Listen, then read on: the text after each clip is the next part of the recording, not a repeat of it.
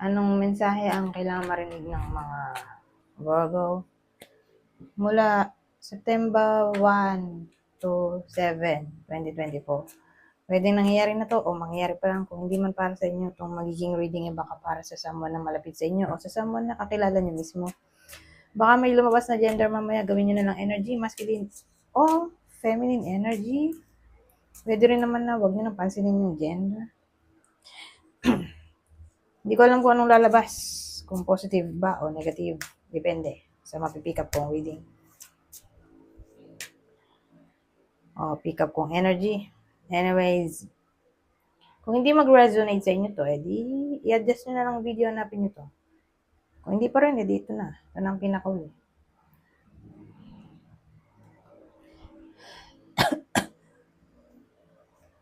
Magsimula na tayo.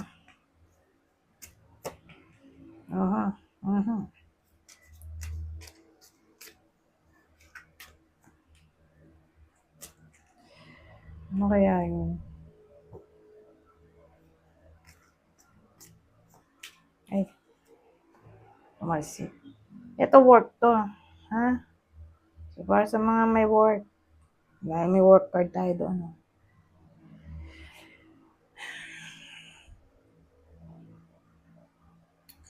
Ano kaya to? Nag-fail.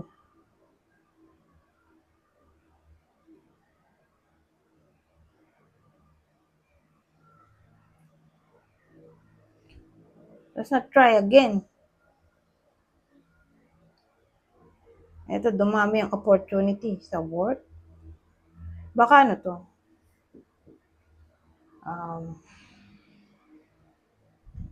May mga nag-apply, hindi natanggap.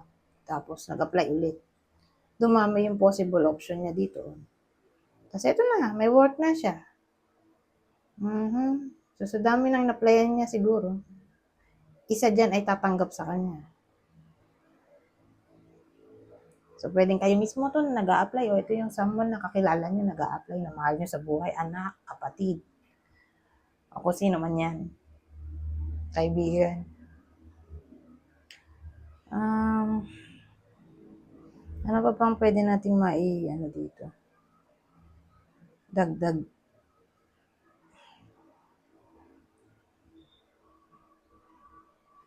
Yan na lang, mag-focus na lang tayo dun. Sa application.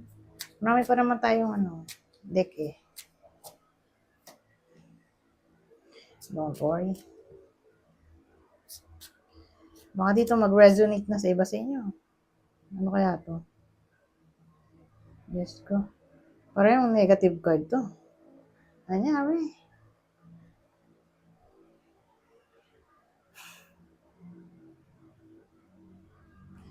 May trap tayo oh. Ito naman, inconstancy. Para bang may personal na problema yung iba sa inyo. Na sabihin natin, maayos na ba to? Yung personal problem ko na to?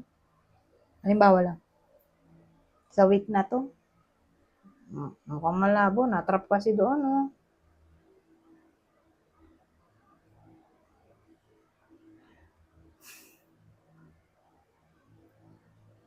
Parang malabo pa rin kasi to eh.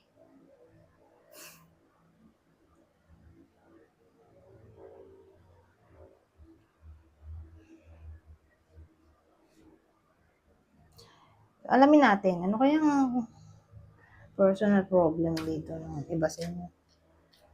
Na para bang mukhang malabong maayos pa to.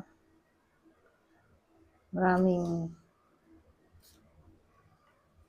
hinala, kutob. Basta ganyan. Maganda kung dagdagan na nga lang natin. Diyos ko. Sa topic ng pera siguro. Mga babayarin o utang. Mababayaran na ba yan? Hindi pa.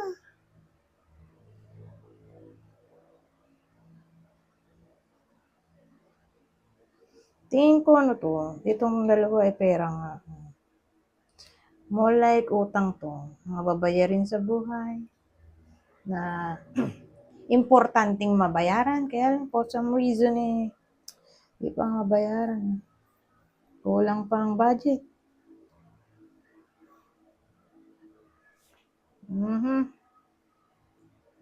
Dagdagan pa natin.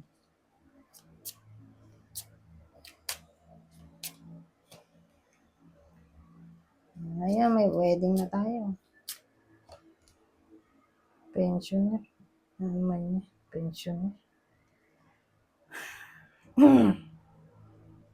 Well, ang dating sa akin, may iba sa inyo.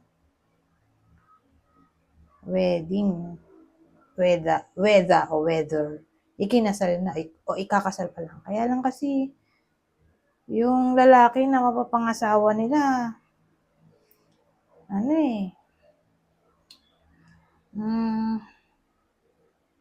hindi masyadong loving, hindi rin masyadong caring. Para bang mas pinagtutuunan niya ng pansin yung pera kaysa sa love. Ganun ang dating sa akin dito sa case na to.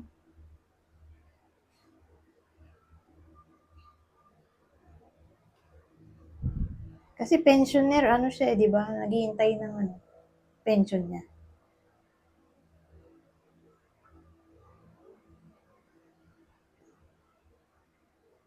Pensionado.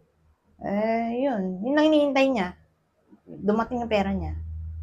O, ewan ko. Parang dating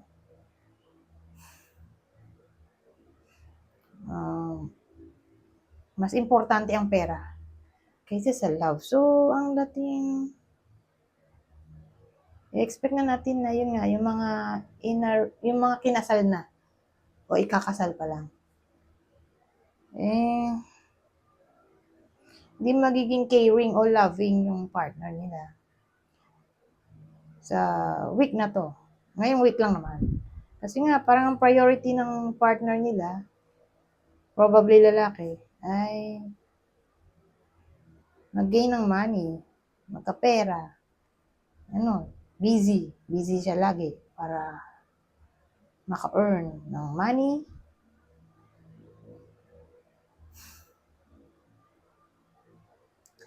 So, ganun. Ang dating sa akin.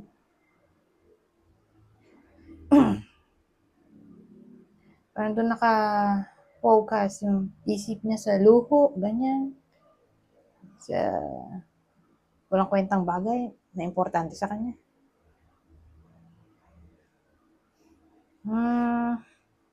Ngayon,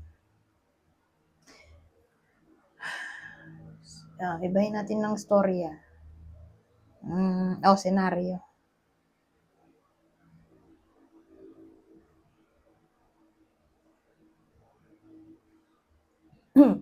Sabihin natin, yung iba sa inyo, ang work nila ay makakuha ng deal, project, parang nagpa-persuade sila ng tao for contract, signing, ganyan-ganyan. Yung parang sabihin natin, mga sales agent ba? O businessman, businesswoman. Ayan. Kung ganun ang trabaho nila, nasa sales department. Yun nga. Businessman, businesswoman. Mukhang masisecure nila ang deal project, matatarget nila yung kanilang quota, ganyan. Doon siya maganda.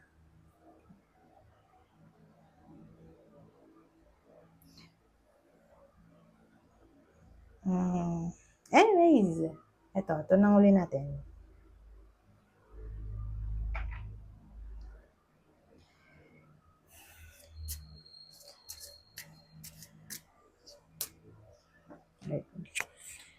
Embrace what destiny has in store for you. So, pag nakita ko yan, grab lang ng grab. Pag may dumating na opportunity, grab lang.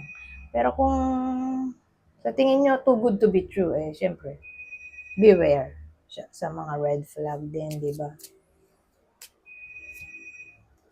May natawag. Feelings, take time out to explore the deep emotions you are experiencing. So, magkaroon daw ng time para, ano ba yung Tagalog ng explore? Para mag-explore tungkol sa nadarama ng iba sa inyo. So, ewan ko, for some reason parang pinapa-evaluate sa inyo or re-evaluate. Pinapa-assess o reassess ang kanilang feelings.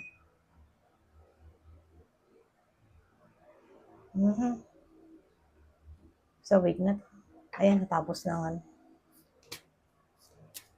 Pag ring ng telepono, Diyos ko, nakakaloka. Ay, naku, okay na naman.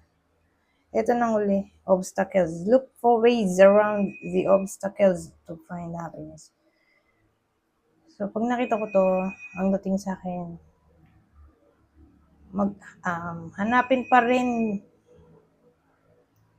ang mga paraan kung paano sasaya sa kabila ng mga problemang kinakaharap. Ganyan ang dating. Anyways, hanggang dito na lang. Goodbye po na. Maingay na kasi yung telepono.